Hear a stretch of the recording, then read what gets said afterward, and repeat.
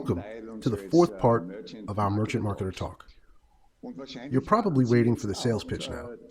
However, things never turn out the way you expect. I announced in my previous talk that this time I would go over the sales pitch with you. But as you've noticed, our company is moving on incredibly fast. The merger of Cashback World and My World into one is in full progress. And it wouldn't make sense to go through the sales pitch using Cashback World and then recreate it all again using My World. That's why I decided on not doing it today. However, one of my next projects will be to present you the sales pitch in its all new design. And to be more specific, the new sales pitch will not only shine in a new design, but it will also include ideas from the world's most successful merchant marketers.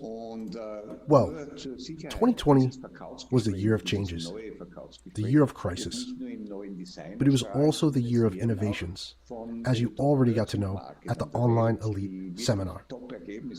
Our company is taking huge steps forward.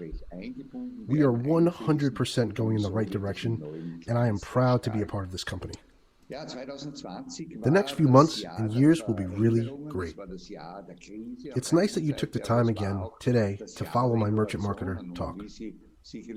I've received some emails and messages after my last talk with the request to go more into detail regarding making appointments with a merchant. You cannot assume that everybody is already a professional when it comes to inviting a merchant. And of course, I love to do that. So today, I will look into this subject in a more detailed way. So right at the beginning, I would like to bring in a phrase. The goal of scheduling an appointment is to actually get one.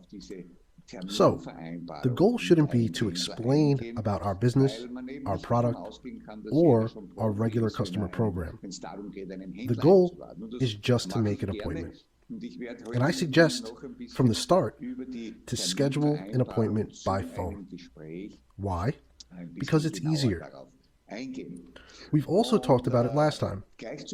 When making an appointment by phone, I can simply hang up and say, later on. The connection was interrupted. You asked me about this and that. So making an appointment by phone will certainly be easier for you than a face-to-face meeting, especially at the beginning. You should start making calls every day in order to gain experience and to get entirely familiar with the process. And if you make appointments regularly, it will also keep you motivated. Clearly, it is best to do this together with your business partners and your merchant marketers, to sit together in a small group and schedule appointments. This will not only provide you routine and practice, but it will also keep you and your team motivated. Imagine the following situation. I'm saying to you, I have a briefcase with 100,000 euro in it. You're now going to get this briefcase full of money if you bring me 10 merchant contacts. I could show you our product too, within the next 30 minutes. You will receive this briefcase regardless of whether these merchants will start or not. What are you going to do? You will make phone calls like crazy. And you will most likely fulfill the task, as you have a clear goal in mind. Though, this 100,000 euro might actually be less reward. If you sign in 10 merchants in your region and build a good infrastructure with them, it will generate, in the long term, much more than 100,000 euro. This is just an example to show the motivation level that is created by a clear goal. And if you do this together with your team, you will certainly be very enthusiastic. You will be able to talk to your merchants in a much better way than if you do it alone in a quiet, tiny room. Okay, let's start. What do you need to be properly prepared for scheduling an appointment through the phone? Well, the first thing is you need a telephone device. Then you need to know the purpose of scheduling an appointment. The purpose is to get an appointment and to get it under your specified conditions. That means you have specific dates and times available that you offer to your counterpart. And the goal is not to explain anything about our product or business because that would be counterproductive. Imagine you are inviting a friend to the cinema, and while you're still on the phone, you tell him how the film ends. It makes no sense to me. I don't think for you either. So the goal is to not explain something, but setting the appointment. Aside from the telephone device, you will need the following in order to be prepared. You need to write down your appointments. You may remember the elevator pitch from the previous talk. You need an elevator pitch that you use every time, and it should be the same when making an appointment by the phone. Make up a concept and apply it always the same way. Write that down and use it. But don't read it from a piece of paper. Learn it by heart and then always proceed the same way. Before you start making calls, you need a mirror, and you must smile. Try that once. Just smile. This way, you obtain a different voice.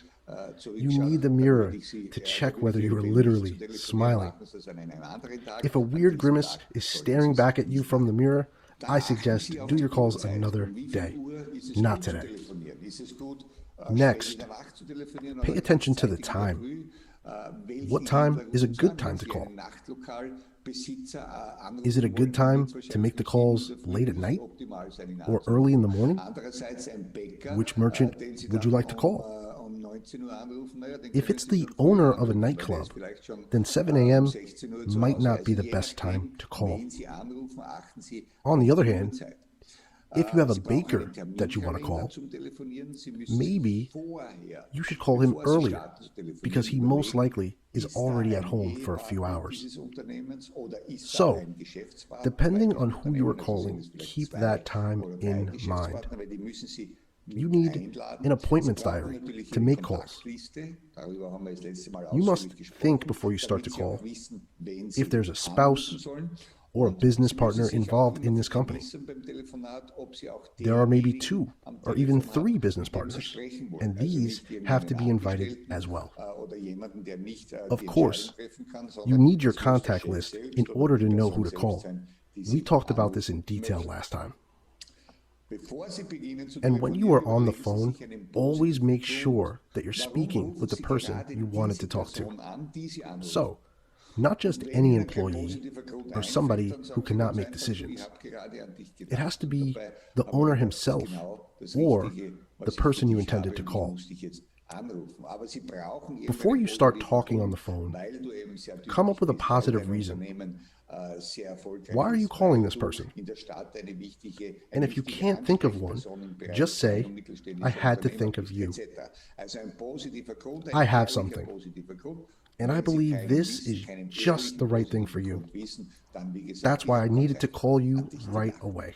But it's good to have a positive reason. A great example, because you are very hard working. Because your company is very successful. Because you are an important person in the city for small and medium-sized companies. So, an honest, positive reason. And if you don't know one, then just say, I had to think of you.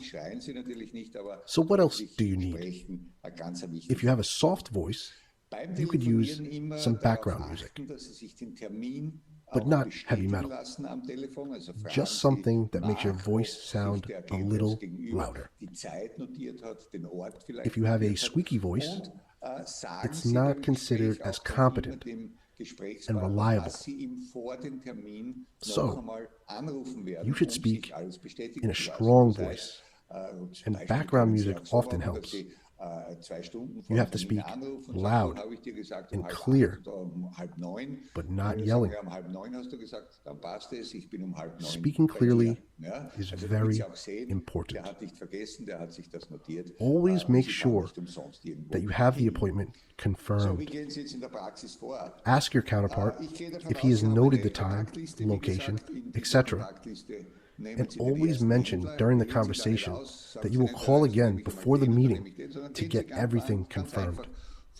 That means, for example, that you call 2 hours prior to the appointment and say, "Did we agree on 8:30 or 9:30 for today?" "It was 8:30? Okay, perfect. I'll meet you at 8:30. Make sure that he writes it down and doesn't forget about it, so you don't drive to the meeting for nothing. How do you start now? I'm assuming you have a contact list. You take the first merchant from this list. Don't randomly pick from this list every time. Just go through the list from top to bottom. Make the call and address him informally, as he is an acquainted merchant of yours, and say, "Hi, James. This is Herbert. I have to speak with you regarding a very important matter. Would you and your wife have time for us to sit down for an hour on Tuesday or Thursday at 8 p.m.? Now, you will probably be asked, "What is this about?" Now, you can answer, for example, according to the elevator pitch, "I have found a way for small and medium-sized companies to better bind their customers to their business, and how they can bring new customers and thus generate more sales and revenue. And for that, I want to meet with you for an hour. When would you prefer, Tuesday or Thursday?" Now, have you noticed something? I always include the appointment into the answer, because the goal is always the appointment. Tuesday or Thursday, and you are the one setting the date for a meeting. You don't say to the merchant, "When do you have time?" You set the date, because you direct the conversation, and you only have time on Tuesday or Thursday. If he says, "Okay, I am available, but what exactly is this about? What would you like to show me?" You can also say, for example, "I have found a way to benefit from your customers even when they go shopping elsewhere. And for that, I want to meet you for 1 hour. When would you prefer, Tuesday or Thursday?" I can still offer you an appointment on these days. So, at the end, you refer again to these 2 days. If he says, "Well, I would like to earn money if my customers shop elsewhere, but how do you want me to do that?" The answer is, "That's exactly what I would like to discuss with you. I need 1 hour for this. When is it better? On Tuesday or Thursday? Is 8 p.m. convenient for you?" If he says, "Well, I would like to earn money if my customers go shopping elsewhere, but how do you want to do that?" My answer is, "That is exactly what I would like to discuss with you. I need about 1 hour for this. When is it better? I have time either on Tuesday or Thursday. Is 8 p.m. convenient for you?" If he then says, "I don't have time on Tuesday or Thursday," tell him that this is not a problem, and that you'll call him again as soon as you have another free date available. Don't get yourself pulled from one day to another. Don't say, for example, well then, how about Friday? And after that, what about Sunday? If he keeps saying no. Your counterpart will assume that you are always available and that it can't be that important. You have Tuesday and Thursday to choose from. And if he doesn't have time on these days, it's no problem at all. As soon as you have a free date available, you will contact him again. But in case he says, yes, I am available on Thursday at 8 p.m., you answer him, great, then we'll meet there.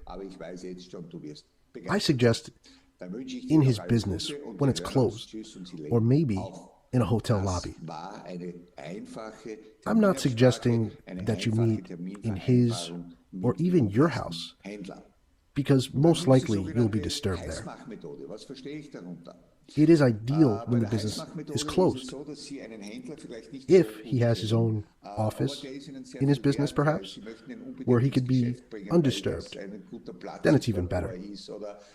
Otherwise, choose a neutral location, maybe a restaurant, a hotel, a loyalty merchant, where you could also mention at the end, look, at this moment, we're also at a loyalty merchant. I suggest a place like that. And now, let him confirm the appointment and say, okay, on Thursday at 8 p.m., in the Hotel X. I'll call you earlier. If something were to come up, please let me know so I can schedule other appointments.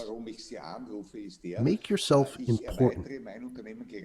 Show that you're a very busy person.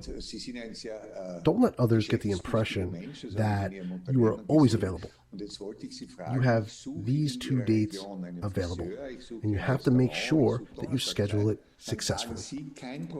As I said, if there's a spouse or a business partner, confirm it as well by saying, will you please take your spouse to this meeting? I want you to have the same information level. And of course, the information is non-binding. This is also an important point, that he does not show up to the meeting worrying that you want to sell him something. Therefore, say on the phone, this information is non-binding and will take about 1 hour. But I'm sure you'll be amazed. Okay then, I wish you all the best, and we will see each other soon. Bye. And you hang up. That was a simple scheduling of an appointment with your first merchant. And then there is the so-called heat-up method. And what do I mean by that? In case you may not know a merchant very well, but he is worth a lot to you, and you want to get him on board because his business is in a great spot, or the owner is particularly business-minded, or he has great business premises. Let's say you know a top hairdresser in the area. How can you make an appointment over the phone? I use the so-called heat-up method by preparing him bit by bit for an appointment. I'm calling and saying, hello, Mr. Smith. My name is Herbert Teisel. We met the other day in the hairdresser salon where I got my haircut. I really liked it very much. The reason I'm calling you is the following. I'm currently expanding my business in your region. The day I was in your hairdressing salon, I saw that you are a very business-minded person. So I wanted to ask you something. I'm looking for a hairdresser, a restaurant, a bar, and generally for service providers in your region, and would like to build my customer loyalty program with these companies. It's a new kind of customer loyalty program where small and medium-sized businesses can retain their customers even more closely. But at the same time, you benefit from your customers when they shop somewhere else. My questions for you. Do you know 2 or 3 entrepreneurs in your area? I can't promise you anything yet, as this is only preliminary information. Now, he might say, no, I am not interested, or, well, of course I know some. If that happens, then you are on the right track. You say, great, Mr. Smith, the project isn't official yet. I still have some preparations to do. I'll get back with you at the beginning of next week, and maybe we can make an appointment. Thank you very much, and I wish you all the best. And you hang up. Now the entrepreneur has something on his mind and wondering, what is happening now? What does the person who called need exactly? What does he want? Now he has become at least interested in it. Right at the beginning of next week, you call him again and you say, hi, Mr. Smith? Great that I could reach out to you again. You remember our conversation last week, right?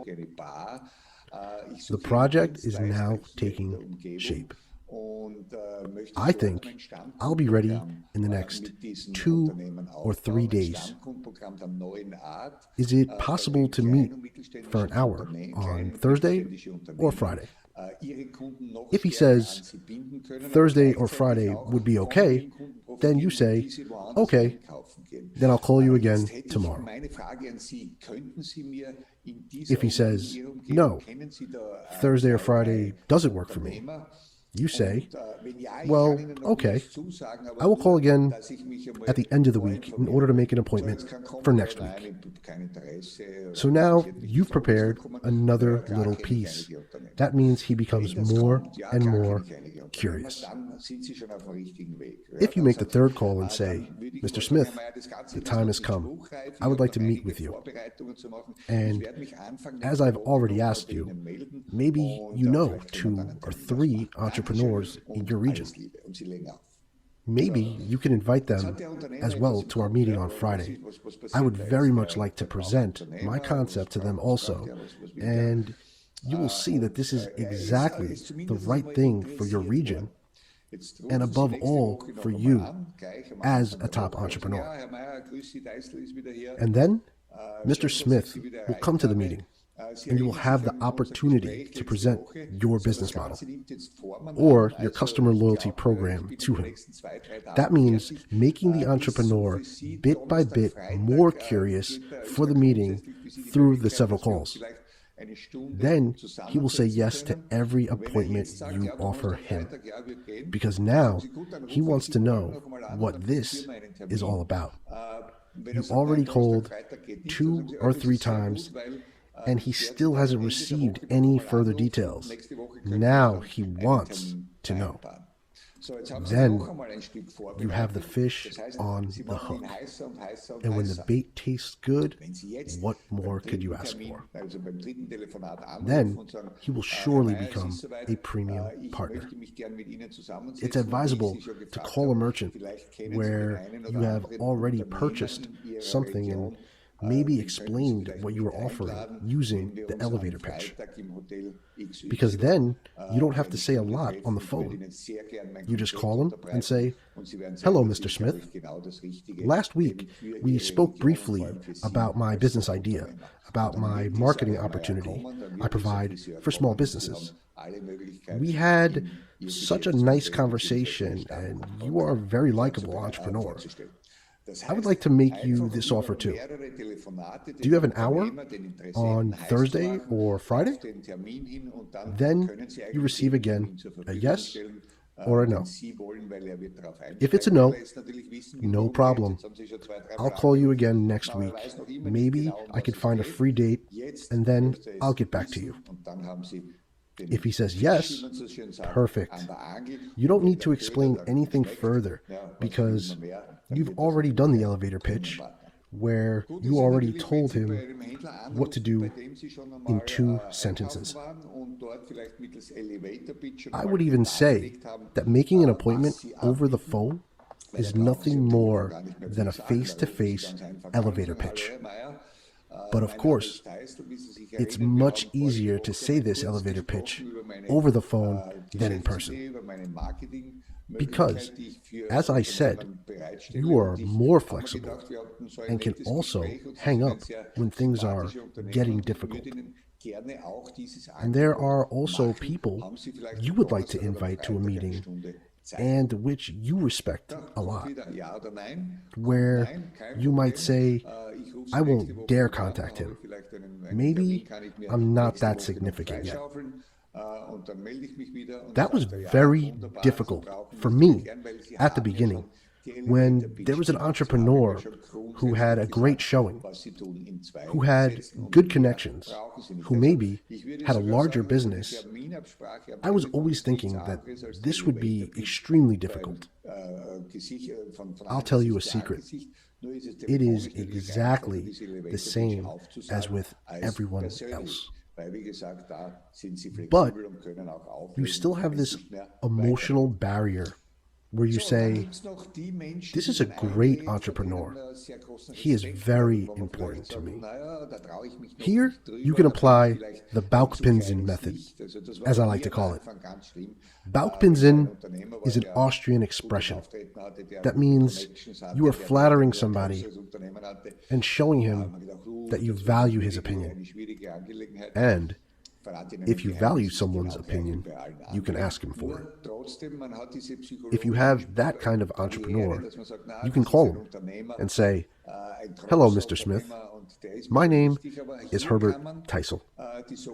We don't know each other in person, but I value your company very much. I've been shopping at your business a few times, and your shop is managed perfectly. You have top staff, top equipment, top products. Everything is excellent. I just want to take a few seconds of your time.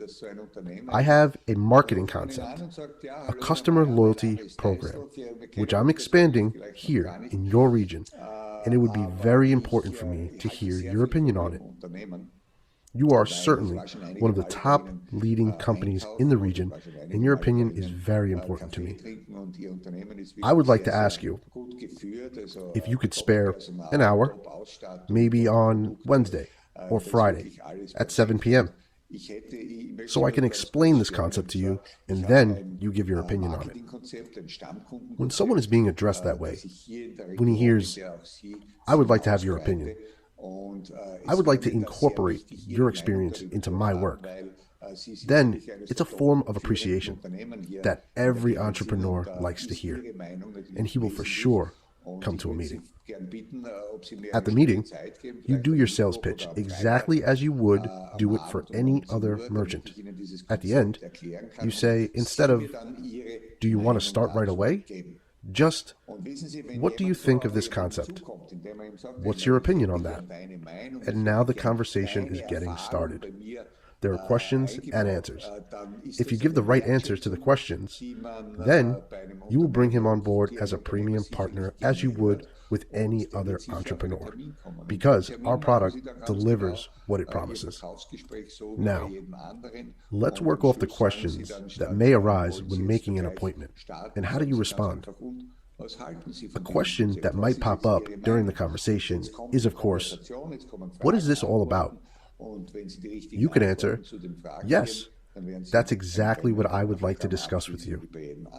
I've already told you about the possibility of a customer loyalty program for a small and medium-sized entrepreneur to generate more customers, to better bind regular customers, and at the same time to generate more sales and revenue, and also to bring stability to your company. But I must show it to you in person. I can't explain that to you over the phone, just like you can't cut my hair over the phone. So, when do you prefer?